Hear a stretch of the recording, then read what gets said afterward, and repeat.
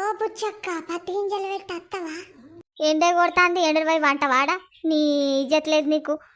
తర్వాత పెట్టు రాదు వాన కొట్టినాక.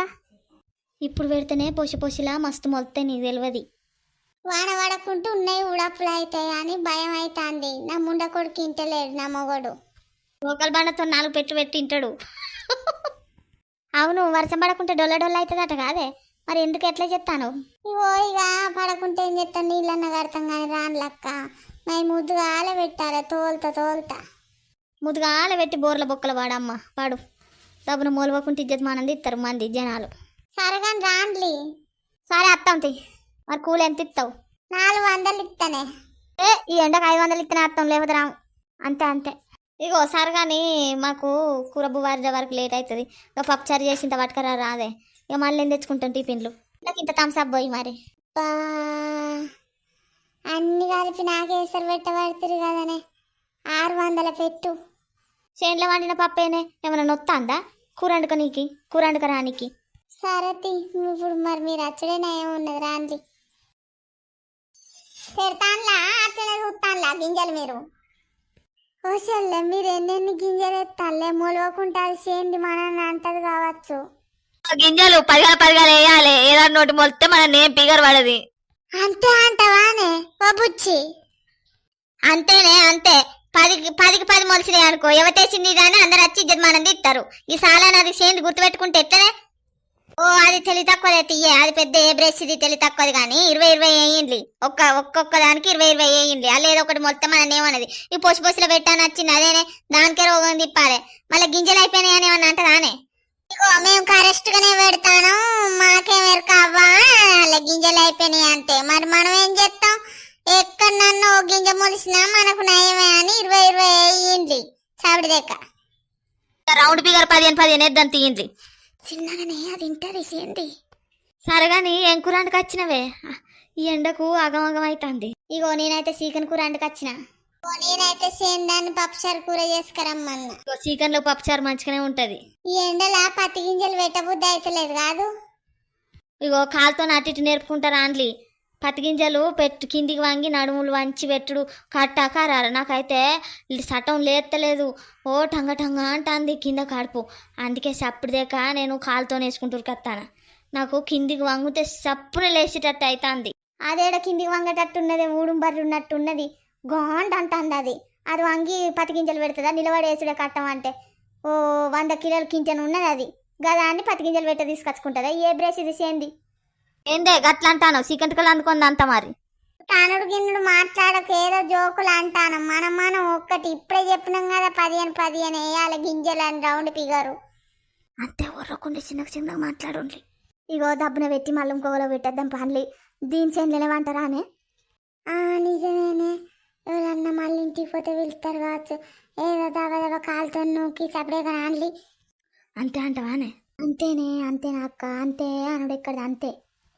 నిన్న ముచ్చట పెడతాను లక్కలాలా. ఏమో ముచ్చట పెడతాను, నీకెందుకు చేనావ లెక్క ఉండాలి నువ్వు. వీళ్ళ కాండ్లు మండయ్య మీరు పెట్టుండి నీ మీదికి పోయి గెట్లకు పెడతా. మంచి మాగా వేయింద్రా.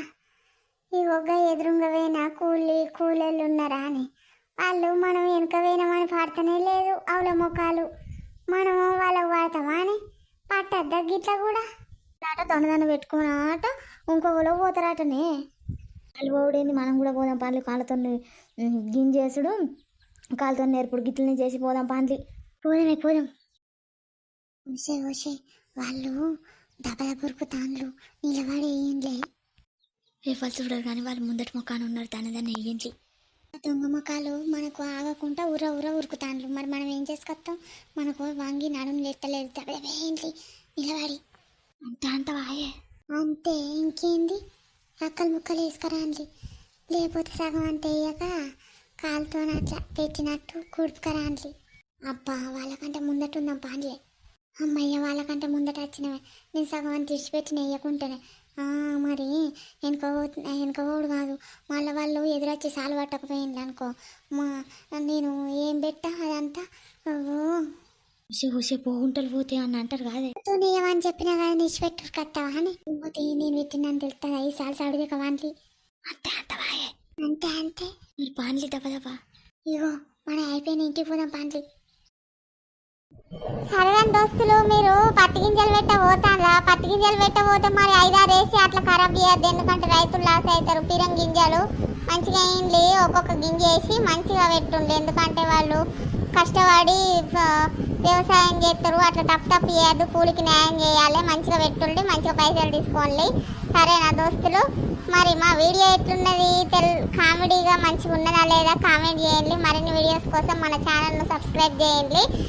పార్ట్ 2లా పత్తి గింజలు పార్ట్ 2 మళ్ళీ వస్తారు దోస్తులు. మరి పత్తి గింజలు పెట్టిన కాడ వర్షం కొడతా అంటే పత్తి గింజలు ఎట్లా పెడతారు, ఏం కథ, మరి అవి మొలుతాయా లేదా, ఇంకా పార్ట్ 2 మళ్ళా వాటిలల్లో వస్తాయి దోస్తులు. చూడండి. మన వీడియో నచ్చినట్లయితే లైక్ చేయండి, షేర్ చేయండి, కామెంట్ చేయండి, హైప్ చేయండి. మన 27,000కు దగ్గర ఉన్నది, ఇంకా 3,000 మంది సబ్స్క్రైబ్ కొట్టుంది దోస్తులు. సరేనా? మరి ఐపీఎస్లో అయితే మీరు మర్చిపోతాండ్రు, మరి చెయ్యండి. మా వీడియో పొట్టు నవ్వినాని తప్పకుండా కామెంట్ పెట్టండి, కామెంట్ పెట్టి లైక్ కొట్టుండి. అది మీ దోస్తులందరికీ షేర్ చేయండి, అందరు వాళ్ళు కూడా చూసి నవ్వుతారు.